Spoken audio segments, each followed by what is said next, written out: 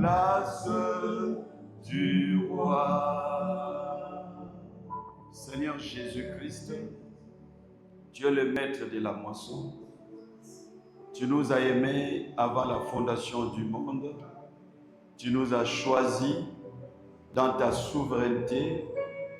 Nous n'avons pas postulé auprès de toi. Nous n'avons pas battu campagne. Tu nous as choisis par ta souveraineté. Et voilà, tu as fait de nous des ouvriers dans ta moisson. Ce matin, nous voulons parler de toi. Nous voulons, Seigneur, revenir à ta parole. Et nous te prions, Seigneur, de nous accorder par ta grâce le faible mot à utiliser pour toucher le cœur et que le but soit vraiment atteint. J'ai dans le micro au Saint-Esprit, lui qui est le pédagogue par excellence, qui nous aide. Au nom de Jésus-Christ, notre Seigneur et Sauveur, ainsi prié, nous pouvons dire ensemble Amen. Voilà. Nous allons parler sur l'importance et l'impact de la saine doctrine. Ce n'est pas facile, mais nous avons reçu cette responsabilité-là. Et donc, dans notre sous-thème, nous allons développer quelques points. Premier point, c'est la définition de la saine doctrine. Nous allons parler du deuxième point, sorte de doctrine dans la Bible. Pas dans le monde, mais dans la Bible. Et après, troisième point, nous allons parler sur quelques recommandations apostoliques à l'Église au sujet de la saine doctrine. Quatrième point, nous allons parler sur l'importance de la saine doctrine. Cinquième point, l'impact de la saine doctrine. Et puis sixième point, quelques causes de fausses doctrines dans l'Église de Jésus-Christ. Nous allons prendre notre texte principal dans 2 Rois 4, du verset 38 au verset 42. 2 Rois 4, 38 à 42. Quelqu'un va nous aider pour la lecture. Tite 1, 9. Et puis, Tite 2, 1. 2 Rois 4, du verset 38 au verset 41. Si quelqu'un est déjà là, il peut nous aider à faire la lecture. Même sans micro, comme nous ne sommes pas encore nombreux, nous pouvons bien écouter. Nous pouvons lire, s'il vous plaît, avec le respect que nous avons la parole. On peut voir le tableau. Élisée revint à Gilgal. Il y avait une femme dans le pays. Famine. Une famine, excusez-moi. Merci. Une famine dans le pays. Comme les fils des prophètes étaient assis devant lui, il dit à son serviteur, mais le grand trou effectue un potage pour les fils des prophètes. Verset 39, c'est ça? Oui. L'un d'eux sortit dans les champs pour cueillir les herbes. Il trouva de la vigne sauvage et il cueillit de coloquets sauvages pleins sauvetons. Quand il rentra, il les coupa en morceaux dans le pot où était le potage, car on ne les connaissait pas. Verset 40. On servit à manger à ces hommes, mais dès qu'ils eurent mangé du potage, ils s'écriaient, la mort est dans le pot. Homme de Dieu, et ils ne purent manger. C'est jusqu'à 41. Verset 41, s'il vous plaît. Élisée dit, prenez de la farine, il en jeta dans le pot et dit, serre à ces gens et qu'ils mangent. Et il n'y avait plus rien de mauvais dans le pot. Verset 42.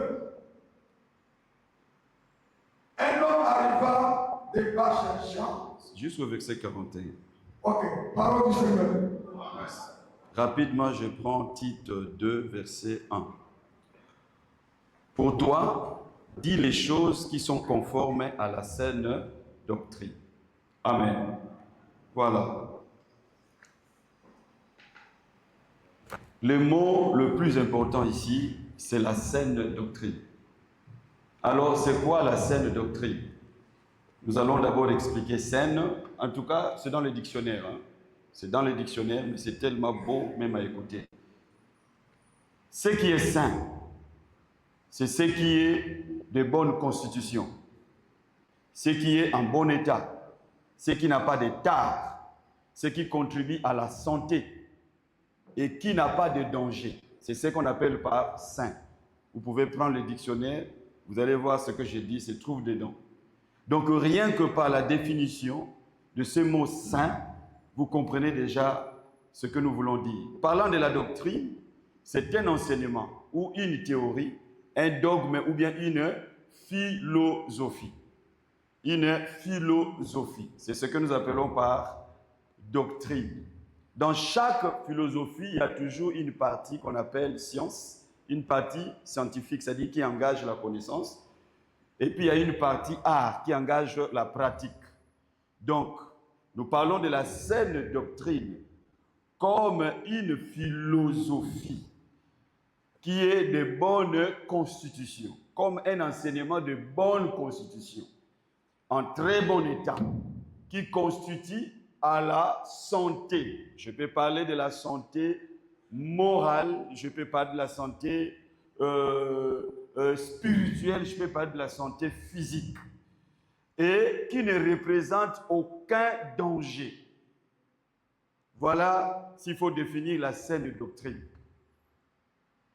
C'est un enseignement ou bien une philosophie qui est de bonne constitution, qui est en très bon état, qui contribue à la santé physique, morale, spirituelle et qui ne représente aucun danger. C'est ça, au fait, la saine doctrine. Quand nous lisons la Bible, dans la Bible, la saine doctrine est aussi appelée la doctrine de Jésus-Christ ou la doctrine de Dieu. Jean 7, 16 à 17, on ne lit pas. La doctrine de Jésus-Christ ou la doctrine de Dieu. Lisant la Bible, nous allons découvrir que la saine doctrine est aussi appelée par la doctrine du Seigneur. Acte 13, 12. En lisant la Bible, nous allons découvrir que la doctrine saine a été aussi appelée comme la nouvelle doctrine. Acte 9, 2. Quand nous lisons la Bible, la saine doctrine a été aussi appelée par les saintes paroles du Seigneur Jésus-Christ. La sainte parole du Seigneur, les saintes paroles du Seigneur Jésus-Christ. 1 Timothée 6, verset 3. La saine doctrine a aussi été appelée par la doctrine selon la piété. La doctrine selon la piété. 1 Timothée 6, 3 toujours. La saine doctrine avait aussi été appelée par la bonne doctrine. Et ça, très souvent, c'est l'apôtre Paul qui donnait tous ces qualificatifs. La bonne doctrine. 1 Timothée 4, verset 6. Et vous savez que l'apôtre Paul était le plus grand érudit de tous les apôtres de Jésus-Christ. C'était le plus grand intello de tous les apôtres de Jésus-Christ. Et c'est lui qui donnait ses qualificatifs. Cela veut dire quoi? Il avait un avantage. Quand quelqu'un a beaucoup appris, il a la facilité d'appeler chaque chose avec son nom. Et il a la facilité de placer chaque mot à sa place. Et en fait de compte, c'est toujours lui, l'apôtre Paul, qui a fini par appeler la doctrine de Jésus-Christ par la saine doctrine. C'est lui, l'apôtre Paul, qui a appelé la doctrine de Jésus-Christ par la saine doctrine. Et quand il appelait les enseignements de Jésus par la saine doctrine, il savait bien ce qu'il disait. Il pesait ses mots. Parce qu'il savait que c'était une très bonne doctrine. N'oublions pas que lui, il est ici du pharisaïsme. Il était un pharisien, docteur de la loi, bien calé. Mais quand Christ l'appelle, il embrasse les enseignements de Jésus. Il essaye de pénétrer. Et il dit non, non, non. Ça, c'est la saine doctrine. Pourquoi? Parce que c'est de très bonnes constitutions. C'est en très bon état. Il n'y a pas de déséquilibre dedans. Ça contribue à la santé physique, mentale, spirituelle.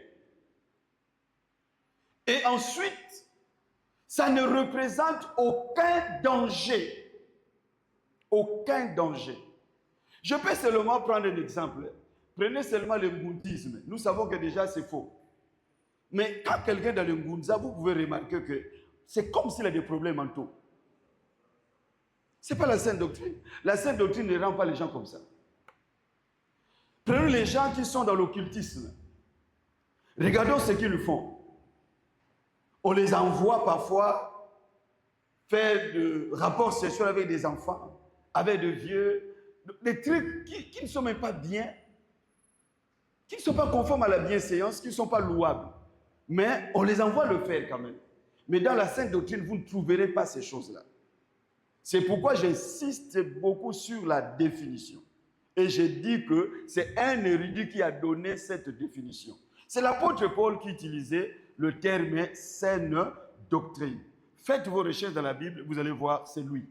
Et il savait ce qu'il disait. Quand il a dit que ça, c'est la saine doctrine.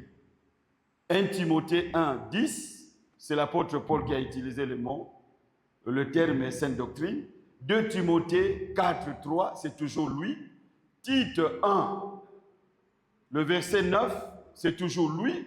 Tite 2, le verset 1, c'est toujours lui. C'était ses épîtres, soit à Timothée ou ses épîtres à Tite. C'est là où vous allez trouver les mots là clairement dit, saine doctrine. Dans la Bible, j'ai trouvé 3 catégories de doctrines. 3 catégories de doctrines. Premièrement, la Bible nous parle de doctrine des hommes. Doctrine des hommes. Colossiens 2, 22. Doctrine des hommes. Vous allez voir par exemple la doctrine des Balaam, la doctrine des Nicolaïtes, etc. Et même de nos jours, il y a des doctrines des hommes. Les marxismes et les hellénistes, c'est la doctrine des hommes.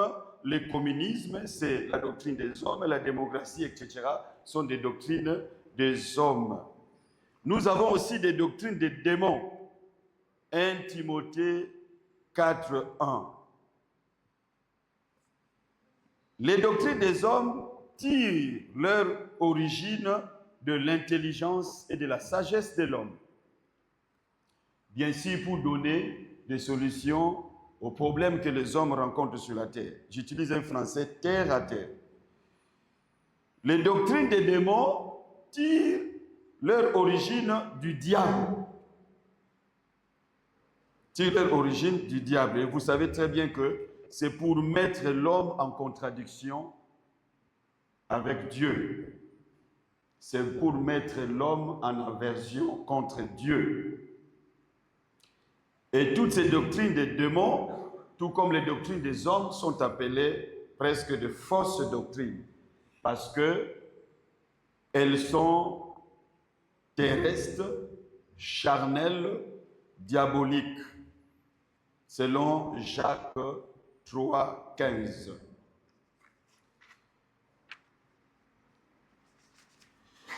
Et en fait des comptes, nous avons la saine doctrine comme troisième catégorie de doctrine dans la Bible. La saine doctrine. Elle vient de Dieu. Elle vient de Dieu par notre Seigneur et Sauveur Jésus qui l'a mené sur la terre Cette saine doctrine a été vécue et prêchée par les apôtres. Les apôtres qui ont reçu l'évangile et qui nous ont transmis le flambeau. Ils ont prêché et vécu l'évangile ou la saine doctrine. Et cette saine doctrine a été explicitée dans les épîtres. Explicitée dans les épîtres. La même saine doctrine a été préfigurée dans l'Ancien Testament. Parce que la Bible dit que l'Ancien Testament est l'ombre des choses à venir, mais le corps est en Christ. Donc la saine doctrine, si les gens l'ont appelée par nouvelle doctrine dans le temps des apôtres, c'est parce qu'ils étaient seulement habitués avec leur doctrine de l'époque. Le sadducéen, le pharisien, etc. Ils étaient habitués avec leur doctrine.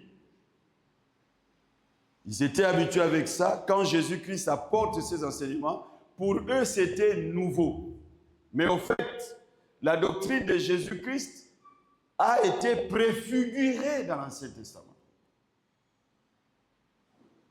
Au fait, ce n'est pas nouveau. C'est ce qui a existé dès le commencement. Mais elle est clairement donnée par Jésus. Elle est vécue et prêchée par les apôtres. Expliqué par les apôtres, mais au travers des épîtres, et j'atterris pour dire encore, préfiguré par l'Ancien Testament. Alors, par rapport à la saine doctrine, quelles sont les recommandations des apôtres dans la Bible? Quand nous prenons Hébreux 13, le verset 9, la Bible nous dit de ne pas nous laisser entraîner par de diverses doctrines. Hébreux 13, 9. Nous ne devons pas nous laisser entraîner par de diverses doctrines. Et moi, je complète. Quel que soit leur résultat holistique, le résultat visible ou palpable. Parce qu'aujourd'hui, nous, les serviteurs de Dieu, nous sommes en train de nous laisser berner. Quelqu'un est déjà dans le fausse doctrine. Mais comme sur le plan physique, le plan matériel, il produit de bons résultats. Il fait de bonnes réalisations. Nous sommes tellement complexés, nous pensons que Dieu est avec lui. Et nous les suivons. Il nous convainc même. Non. La Bible est claire. Hébreux 13, 9 dit que nous ne devons pas nous laisser entraîner par diverses doctrines. Parce qu'il faut que le cœur de l'homme soit nourri par la grâce de Dieu. Et non par des nourritures qui n'ont servi à rien, à ceux qui les ont consommées. Je sais que c'est l'assemblée des serviteurs et des servants de Dieu. Vous comprenez ce que je veux dire. Tous ceux qui trempent dans des histoires bizarres, contraires à la saine doctrine, il y en a qui font des grandes réalisations matérielles que nous voyons. Mais cela ne veut pas dire que Dieu est avec eux. La Bible dit, l'Éternel est avec vous si vous êtes avec lui. Ce n'est pas quand vous faites de grandes réalisations. Je ne voulais pas dire que la sainte doctrine ne nous donne pas la possibilité de faire des grandes réalisations. Ce n'est pas ce que je veux dire. Mais je veux seulement dire que nous ne devons pas nous laisser berner. Nous ne devons pas nous laisser entraîner par diverses doctrines. Quels que soient les résultats holistiques, ce que nous voyons de visible sur le terrain, même si la personne fait de miracles, même si la personne a beaucoup d'argent et qu'il peut acheter tous ces quartiers-là, il rase les maisons, il construit. S'il est dans le faux, il est dans le faux. Dieu n'est pas avec lui. Dieu n'est pas avec lui. Deuxième recommandation. nous l'avons lu dans Tite 2:1, qui nous dit de ne dire que des choses qui sont conformes à la saine doctrine. Aujourd'hui, quand nous visitons les églises, ils se disent beaucoup de choses. Mais la majorité de ces choses-là n'a rien à voir avec la saine doctrine. Ils se pratiquent beaucoup de choses, mais ça n'a rien à voir avec la saine doctrine. Soit pour se rendre différents, intimider les gens, ou pour un gain sordide, on fait du n'importe quoi. On fait du n'importe quoi. Mais or, l'apôtre Paul dit à Tite qu'il ne faut dire des choses, il ne faut dire que des choses qui sont conformes à la saine doctrine. La saine doctrine, c'est la bonne doctrine, qui ne représente aucun danger, même pour le païen et pour nous.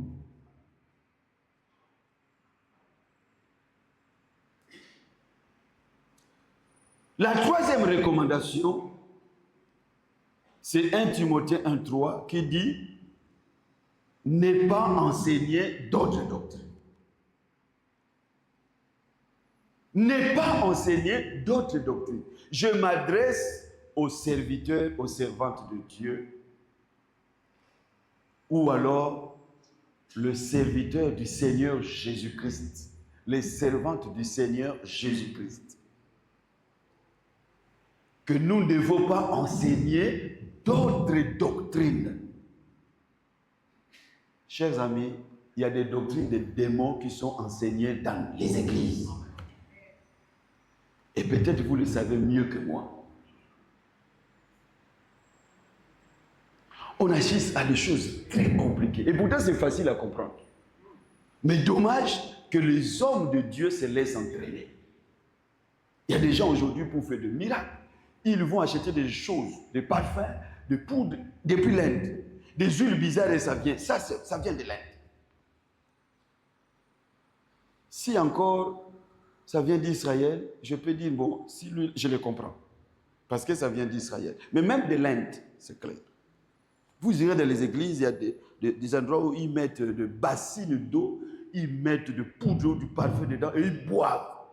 Lui-même, il boit, mais lui, c'est normal qu'il boit, il a déjà ces mêmes démons-là en lui. Et il fait boire les enfants d'autrui, les femmes d'autrui, les maris d'autrui. Et les gens boivent. Non. Les diables aussi peuvent guérir quelqu'un. Mais ce n'est pas parce que quelqu'un est guéri que le diable est devenu Dieu. Non. Il peut même ressusciter le mort. Le diable aussi donne des richesses aux gens, non? Il a dit à notre Seigneur Jésus, si tu te prosternes et m'adores, je te donnerai tout le royaume du monde ou de la terre et leur gloire, parce qu'il m'a été donné. Mais ce n'est pas parce que quelqu'un a reçu quelque chose du diable, vous allez penser qu'il a Dieu avec lui. Non. Regardez, c'est facile. L'Éternel est avec vous quand vous êtes avec lui. Nous sommes avec lui comment? C'est par la parole de Dieu. Si je marche conformément à la parole, quand je suis béni, moi-même je sais que cette bénédiction-là, c'est Dieu qui m'a donné. Quand je guéris les gens, je sais que c'est Dieu qui fait son travail. Mais si je ne marche pas conformément à la parole de Dieu, et que je gagne quand même, cela ne veut pas dire que c'est Dieu qui m'a donné ça. Les gens pensent que quand quelqu'un est riche matériellement, financièrement, il a Dieu. Non, non, non, non, non. Ce n'est pas forcément. Et ne pensez pas que Dieu, quand quelqu'un n'est pas avec lui, donc il doit tout lui refuser. Non.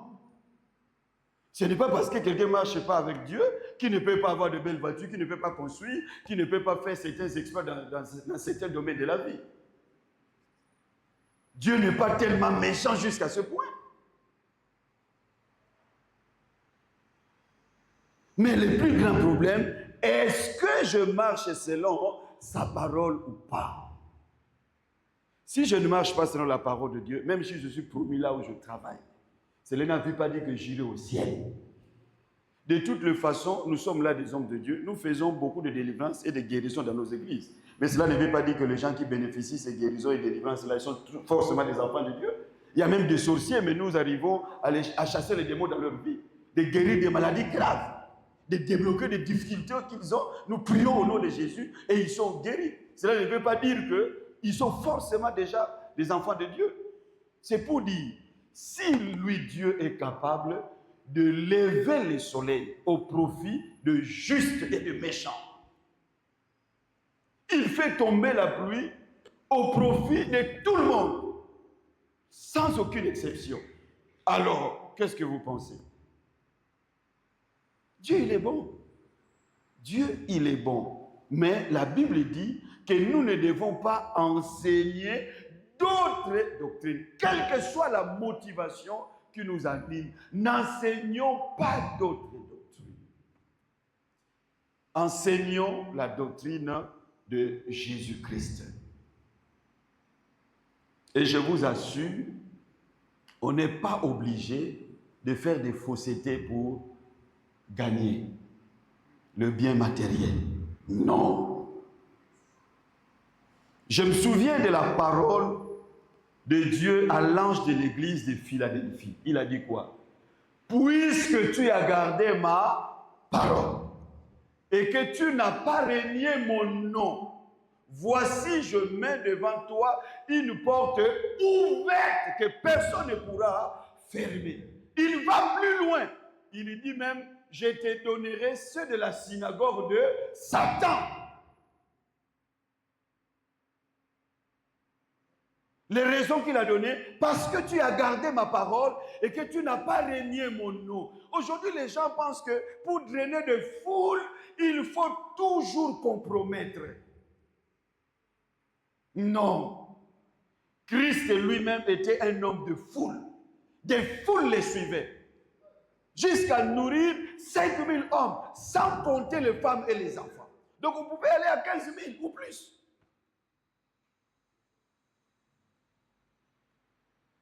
Mais il a dit que ce que je vous dis là, ce que je vous annonce, c'est ce que j'ai reçu de mon Père. Alléluia. Parce que notre Père, c'est ça. Nous pensons qu'en restant dans la sainte doctrine, nous ne serons pas prospères matériellement et financièrement. Je préfère ne pas utiliser le mot béni. Parce que la bénédiction aussi, il faut bien la définir. Ce n'est pas parce qu'on possède beaucoup de biens qu'on est béni. Non. Quand on est dans le faux, la multiplicité de biens ne nous bénit pas. Nous sommes dans la malédiction.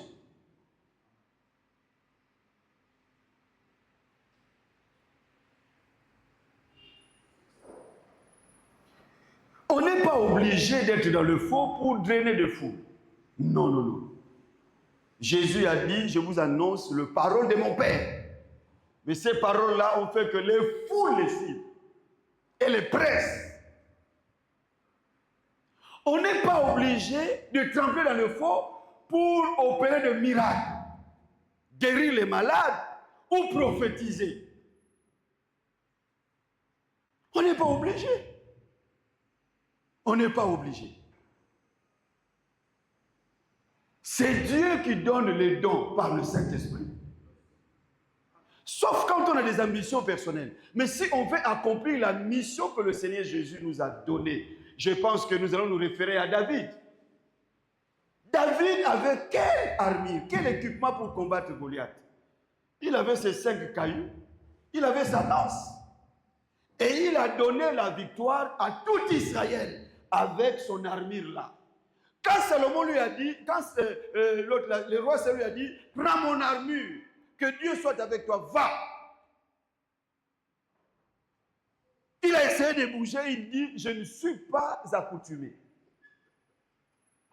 Mais le don qui est à toi, utilise-les, ça sera simple, facile, naturel. Ce qui n'a pas à toi, qui n'est pas à toi, ne cherche pas à avoir ça. Ne cherche pas à avoir ça. Parce qu'il y a des gens, surtout la génération montante là, Ils vont jusqu'à têter les seins d'une femme qui a de gros seins à Brazzaville pour devenir des prophètes. Il y en a qui ont des pierres noires dans leur poche, autour de la ceinture. Mais attends. Est-ce que vraiment pour être béni par Dieu dans le ministère, il faut toujours être prophète? Il faut toujours être prophète, il faut toujours prophétiser? Non, chacun a sa grâce. Chacun a sa grâce. Nous pouvons prendre des exemples entre nous. L'apôtre Ngapio ne prophétise pas, mais il est en train de faire des choses aussi pour Dieu. Il y a un pasteur, Jean-Pasteur Yalaka, lui il est le prophète que nous connaissons tous depuis longtemps. Il est en train de faire aussi des choses avec Dieu. Mais pourquoi?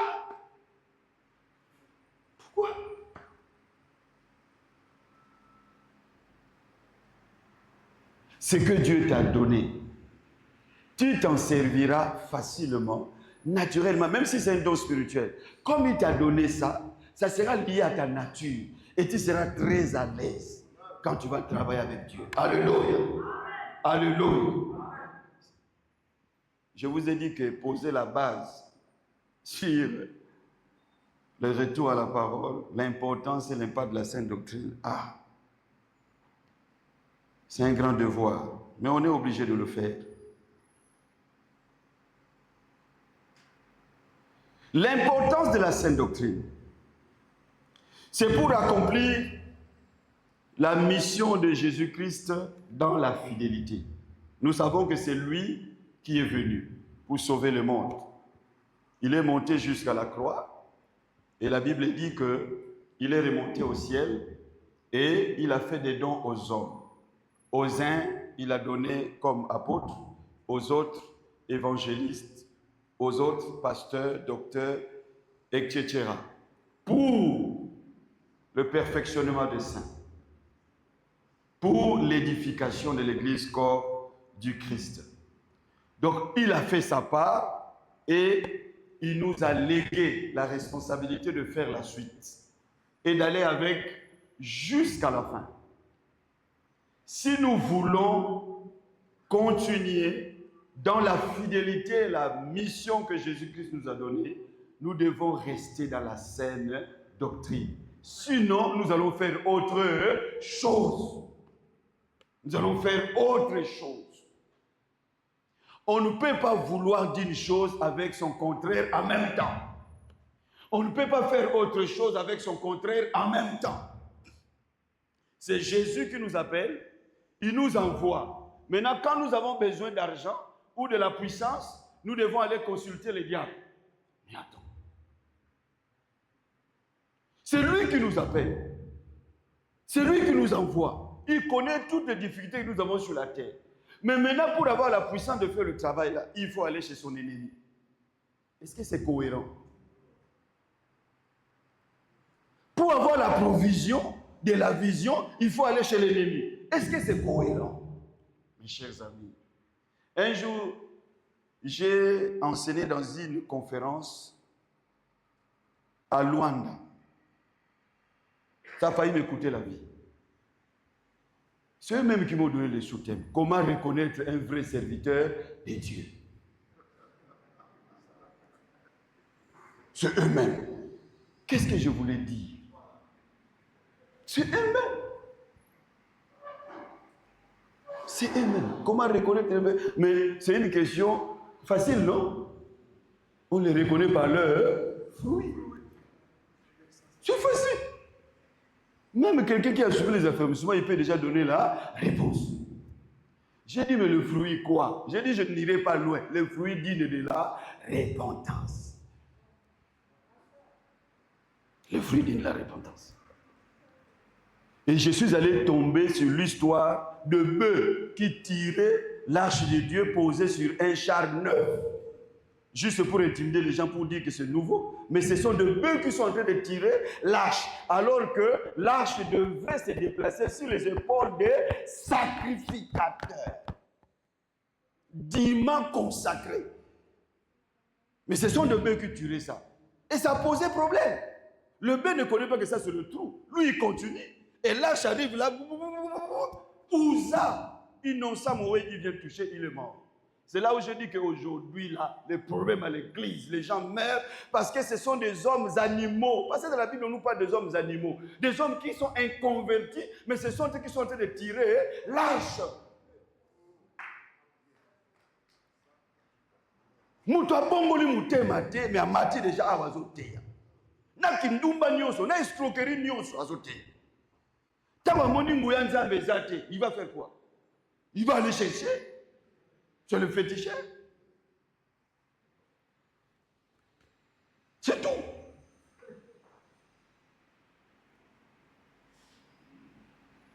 Il y a des gens qui n'étaient même pas là, à Luanda. J'ai posé la question, disons-nous de vérité, c'est entre nous. C'est Jésus qui t'appelle. Tu as dit qu'il t'a donné la vision. Maintenant, pour avoir la provision, il te donne la mission d'aller coucher avec des femmes qui ont beaucoup d'argent pour avoir l'argent. Donc, yo peut commencer à la kindumba. Basi ba pesa yo, bon, ouais, est-ce que c'est sérieux ça? L'autre qui est venu après moi, il a dit qu'il y a des serviteurs de Dieu qui sont devenus impolis. Donc, comme je dis ça là, je n'ai pas respecté les grands parce qu'il y a des grands qui se comportent comme ça. Quel grand qui peut se comporter comme ça? Tu es grand en évangile. Tu vas te comporter comme ça? La Bible dit, vous servirez l'Éternel, votre Dieu, et il les bénira. C'est pas ça, mes amis. C'est le Dieu de ton Père qui t'aidera. Ce n'est pas ce qui est écrit. C'est l'œuvre du Dieu de ton Père qui t'aidera et qui te bénira. Maintenant, yozo saïla nzambe. Okomi na yo la la basi ya bato mbongo, na basi ya ba affaire makasi, pozwa mbongo otonga musala ya nzambe. Yo moko ozo comprendre te ko bimi déjà à côté. Est-ce qu'on a besoin de te dire ça? C'est lui qui t'a donné la vision, il donne de la provision. Alléluia. Et quand la provision était tombée entre tes mains, comment tu as géré ça? Parce qu'il y a des moments où nous pensons que Dieu ne donne pas, alors que Dieu a donné plusieurs fois. Mais comment tu as géré ça? Comment tu as géré ça? Mais tu es déjà tombé dans l'abus de confiance divine. Tu es tombé dans l'abus de confiance divine. Dieu est fatigué de te donner encore. Mais la repentance est là pour nous tous. Alléluia. Il faut revenir. Il faut revenir. Si nous voulons accomplir la mission de Jésus, restons dans la saine doctrine. Pour garder la communion avec Dieu, 2 Jean 7 à 9. La Bible dit, c'est lui qui enseigne la doctrine de Jésus-Christ, il a Dieu. Celui qui ne l'enseigne pas n'a pas Dieu. Bien-aimés dans le ministère, quand nous restons dans les enseignements de Jésus, nous pouvons nous rassurer que nous avons Dieu. Mais nous sortons à côté, nous n'avons plus Dieu. Quel que soit le résultat que nous allons donner sur le terrain, cela ne veut pas dire que Dieu est toujours avec nous. Non. Le problème, quand tu es dans la parole, c'est là où Dieu est avec toi. Tu n'es plus dans la parole, tu peux donner des grands résultats ou de faibles résultats, mais je n'ai pas honte et je n'hésite même pas pour dire que Dieu n'est plus avec toi. Saül avait perdu Dieu pendant un moment, l'Esprit de Dieu l'avait déjà quitté, s'était posé sur David, mais il a quand même continué avec sa royauté. Pendant plusieurs années aussi, il avait continué sa royauté, jusqu'à ce qu'il était mort. Donc quand Dieu n'est plus avec quelqu'un, c'est une question de temps, c'est une question de temps. C'est une question de temps. On saura que Dieu n'avait plus jamais été avec lui. Bien-aimés, si nous voulons garder Dieu, marcher avec Dieu, restons dans sa bonne parole. L'impact de la saine doctrine, il y a plusieurs raisons. L'importance, il y a plusieurs raisons. Moi, je préfère m'arrêter là. L'impact de la saine doctrine. La saine doctrine produit de vraies conversions et de vraies transformations. Quand nous sommes dans la saine doctrine, nous allons produire des enfants bien convertis et des enfants qui seront bien brisés, bien transformés. Nous n'allons pas produire des croyants fanatiques. Mais nous allons produire des vrais disciples pour notre Seigneur Jésus-Christ. Nos églises sont remplies de fanatiques. Remplies de fanatiques. De croyants fanatiques. Et ils croient à tout. Quand on va leur dire, non, là, j'ai acheté ça dans quel pays, ça fait ceci. Ah, mais et ils acclament tout. Ils vont sortir de l'argent pour acheter ça. Ça, c'est des croyants fanatiques. Croire, et les fanatismes. C'est tout. Ce ne sont pas des disciples de Jésus. Parce que les disciples de Jésus, c'est quelqu'un qui est assis au pied du maître pour apprendre. Et quand tu l'apprends, les yeux s'ouvrent, il est capable de discerner. Ça, c'est la voix de mon maître. Ça, ce n'est pas la voix de mon maître. C'est clair.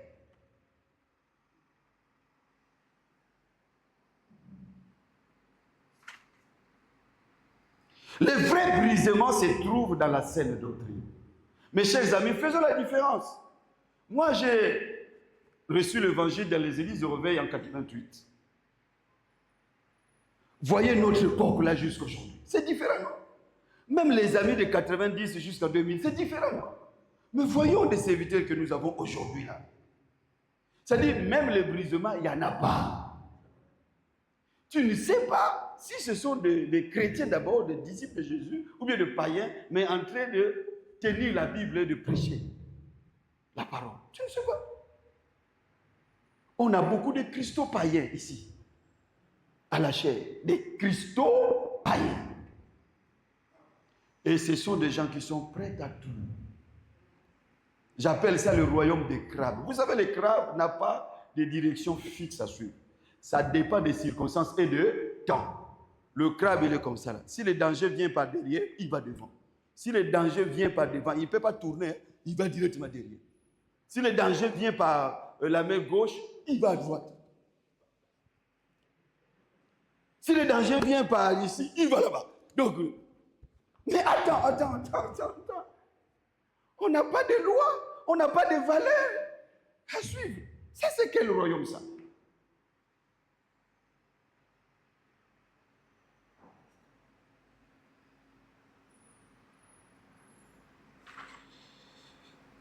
La saine doctrine produit des couples et de foyers stables. Sauf quand on veut se corrompre soi-même. Ça produit des couples et de foyers stables. Je n'ai pas dit parfait. Je n'ai pas dit qu'il n'a pas de problème. Mais j'ai dit stable, la saine doctrine.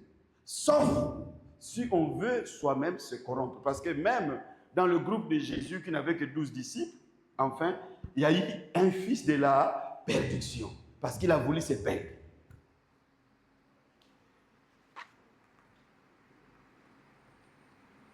La saine doctrine produit l'amour sincère pour Dieu, pour son œuvre et pour le prochain.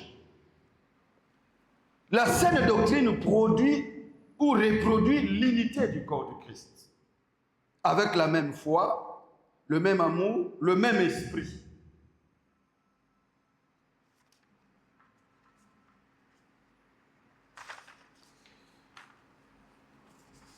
Et la saine doctrine produit le vrai réveil.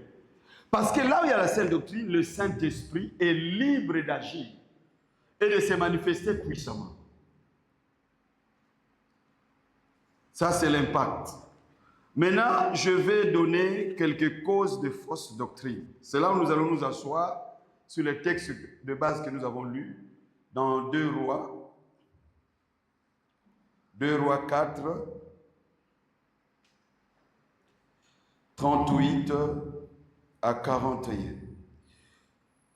La Bible dit qu'il y avait la famine.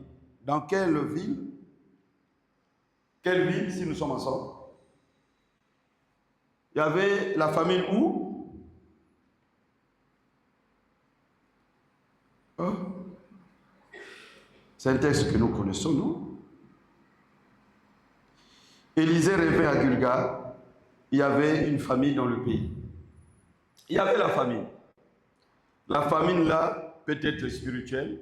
La famine peut être économique. Je vous ajoute encore des minutes. Merci beaucoup. Merci.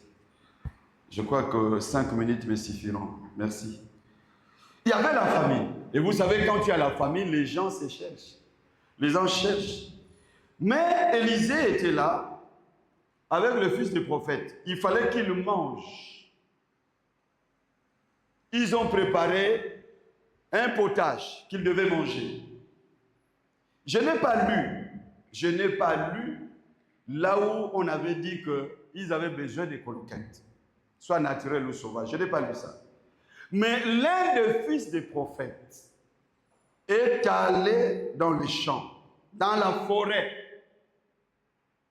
Il avait besoin de prendre de l'herbe, c'est-à-dire de légumes en feuilles, pour venir mettre, puisqu'il y avait la famille, ajouter dans le potage, pour qu'il y ait l'abondance, et qu'il mange, et qu'il se remplisse le ventre.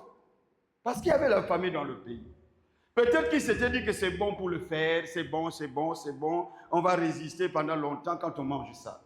Mais la Bible dit, il est allé seul, autrefois, pour chercher des poutres et agrandir le lieu où ils étaient accompagnés du grand prophète Élisée. Mais là, il était seul. Il est parti seul.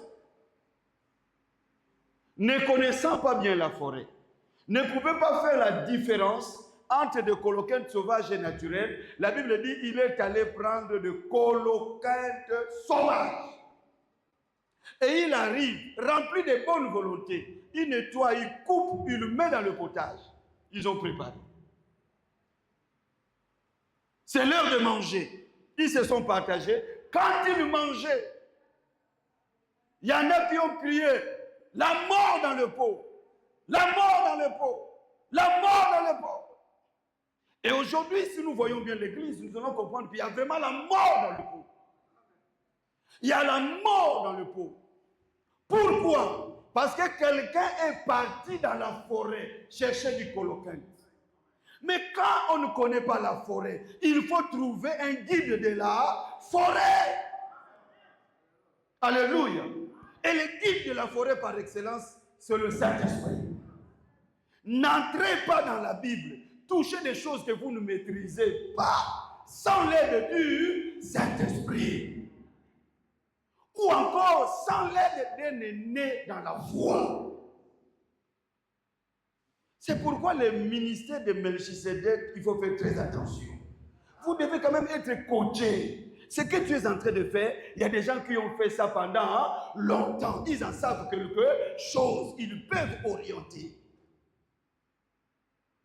On préfère être des électrons libres. Je vais commencer aussi mon ministère. Je vais commencer mon affaire. Il ne faut pas aller prendre des coloquintes sauvages et venir mettre dans le pot. Tu vas tuer les autres fils de prophètes. De grâce, eux, ils étaient capables de discerner. Dès qu'ils ont goûté, ils ont compris qu'il y a de coloquintes sauvages. Il y a la mort. Mais nos églises doivent être enseignées, mes amis, pour que les enfants de Dieu soient capables de discerner. Sinon, quand on met les coloquintes sauvages, ils acceptent. Ils ont crié au scandale parce qu'ils en savaient quelque chose. Mais lui qui est parti prendre là, je pense qu'il allait manger tranquillement. Animé de bonne volonté. Mais il s'induit en erreur et induit les autres en erreur. Première cause de fausses doctrines dans l'Église, c'est du zèle amer. D'après le texte. Les zèles amers est en train de détruire l'œuvre de Dieu au lieu de construire. Mais ça détruit l'œuvre de Dieu par la main des gens qui croient servir Dieu, qui se croient animés de la bonne volonté, mais par ignorance, ils sont en train de détruire. Les zèles amers veut dire courage plus ignorance. Les zèles, c'est le courage. Mais les zèles amers, c'est un courage plus ignorance. On a des frères comme ça, on a des sœurs comme ça, on a des collègues pasteurs, apôtres comme ça, remplis de zèle. Il est en train de prêcher des choses. Mais quand toi tu écoutes, tu dis non. Ce qu'il dit là n'est pas conforme à la saine doctrine. Mais il est dit avec certitude, avec beaucoup de courage, il entraîne même d'autres personnes à faire autant que lui. Courage plus ignorance, c'est ça le zèle. Amen. Quand on veut s'engager dans une entreprise, il faut apprendre. N'allez pas comme ça. Nous, si nous avons appris depuis le commencement, on aurait pu faire de grandes choses, plus que ce que nous faisons aujourd'hui. Mais nous sommes entrés à l'état, nous avons appris à l'état comme ça, en tâtonnant, et après un moment, non, on doit quand même être coaché, non, on doit comprendre certaines choses, non. Mais après avoir commis plusieurs erreurs. Et pourtant, on craignait Dieu, on vivait dans la sanctification. Mais il y a des choses qu'on a cassées sans pourtant savoir qu'on cassait. On ne savait pas comment le faire. Alléluia. Un homme averti en vaut deux. Il en vaut deux. Arrêtons de travailler dans l'œuvre du Seigneur avec des zèles. Amen. Parfois, on dérange même la quiétude dans l'église à cause des zèles. Amen. Ce n'est pas d'abord parce qu'on est diabolique, non, c'est les zèles. Amen. On a du courage, on a de la bonne volonté, mais on est ignorant.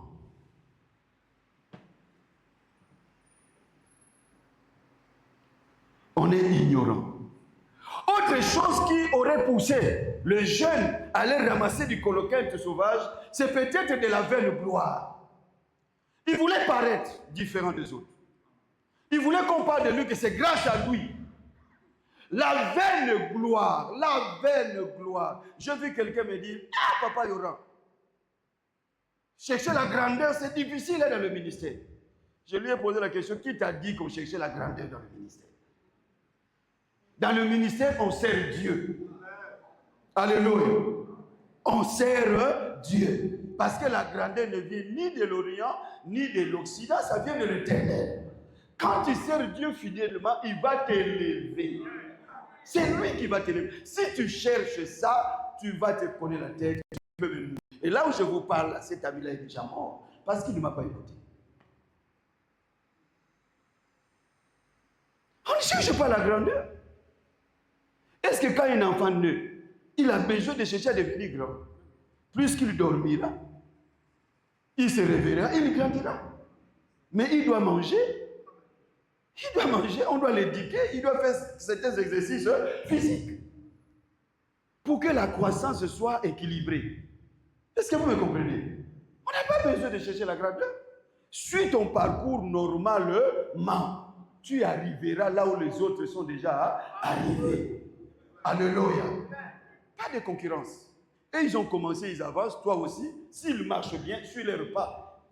Il ne faut pas chercher à les dévancer, à devenir plus grand que ça. En tout cas, tu vas te connaître la tête. Tu vas amener du colocante sauvage. Autre raison, c'est peut-être qu'il voulait de l'abondance, puisqu'il y avait la famine. Il voulait qu'il puisse bien manger, qu'il puisse grossir les ventres. Ça là, c'est de la convoitise. La convoitise et la cupidité fait que nous sommes en train d'embrasser des fausses doctrines pour que nous puissions atteindre nos ambitions personnelles. Il y a la vision de Dieu, il y a aussi la visée de Dieu. Il y a la mission de Jésus-Christ, mais il y a aussi, la vision de Dieu est une visée personnelle. Il faut faire la différence. Sinon, pour la vision de Dieu, Dieu donne la provision. Maintenant, si c'est ta visée personnelle là, il faut te dire, est-ce que c'est Dieu qui m'a donné ou c'est moi-même? Là, tu seras obligé de faire du n'importe quoi. Et tu ne vas plus servir Jésus. Tu vas te servir toi-même. Voire même, tu vas servir le diable afin qu'il t'aide à en arriver là. Moi, je vais entrer au ciel.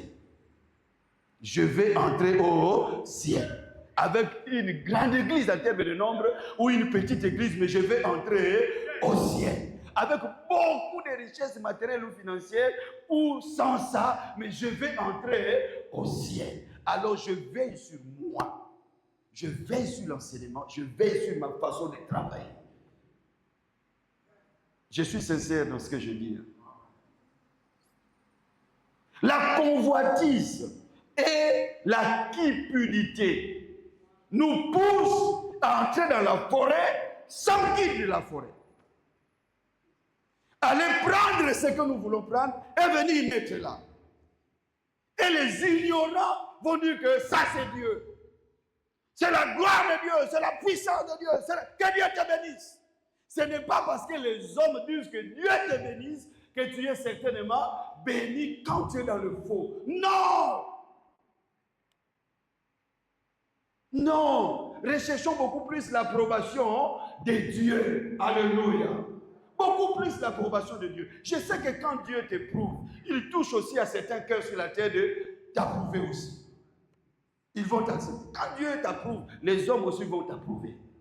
Mais quand les hommes t'approuvent, cela ne veut pas dire forcément que Dieu aussi t'a approuvé. Sinon, tu seras un démocrate. La voix du peuple, c'est la voix de Dieu. Est-ce que c'est ce que la Bible dit? Non, ça c'est le principe de la démocratie. Ce n'est pas la Bible. Ce n'est pas la Bible. La voix du peuple, c'est la voix de Dieu. Ce n'est pas la Bible. Hein? Ok. Et maintenant, nous devons revenir à la sainte doctrine et nous contenter de ce que le Seigneur fait avec nous, grand ou petit. Alléluia. Si c'est le Seigneur qui le fait, ce n'est pas petit. J'insiste, le royaume des cieux, ce n'est pas seulement les manger et le boire, mais c'est surtout la justice, la paix, l'amour par le Saint-Esprit. La Bible ajoute, celui qui sert Dieu de cette manière, il est approuvé de Dieu et des hommes. Que le Seigneur nous bénisse.